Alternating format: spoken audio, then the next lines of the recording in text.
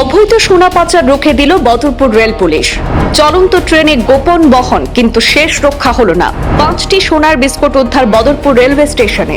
দেওঘর সাপ্তাহিক এক্সপ্রেসে তল্লাশির সময় বিপুল পরিমাণ সোনা উদ্ধার করে রেল পুলিশ।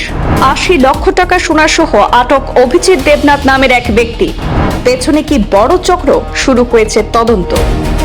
বদরপুর রেলওয়ে স্টেশনে নিয়মিত তল্লাশি অভিযানে বড় সাফল্য পেল রেল পুলিশ।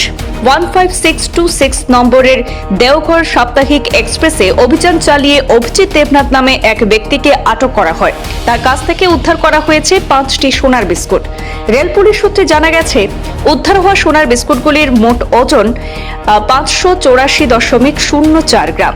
প্রাথমিক হিসাব অনুযায়ী বাজেয়াপ্ত করা সোনার আনুমানিক বাজার মূল্য প্রায় 80 লক্ষ টাকা হবে। ধৃত অভিজিৎ দেবনাথের বাড়ি হরি চৌধুরী পাড়া, মজলিশপুর থানা, রানীবাজার। সে উত্তর ত্রিপুরা জেলার বাসিন্দা বলে জানা গেছে। প্রাথমিক জিজ্ঞাসাবাদে সে স্বীকার করেছে যে সোনার বিস্কুটগুলি ত্রিপুরা থেকে গুয়াহাটিতে নিয়ে যাওয়ার উদ্দেশ্য ছিল। ইতিমধ্যে রেল পুলিশ ধৃত ব্যক্তির বিরুদ্ধে প্রয়োজনীয় ধারায় মামলা দায়ের করেছে এবং ঘটনার তদন্ত শুরু হয়েছে। রেল পুলিশের এই অভিযানে অবৈধ সোনা পাচার রোধে গুরুত্বপূর্ণ অগ্রগতি লাভ করেছে বলে মনে করছে সংশ্লিষ্ট মহল।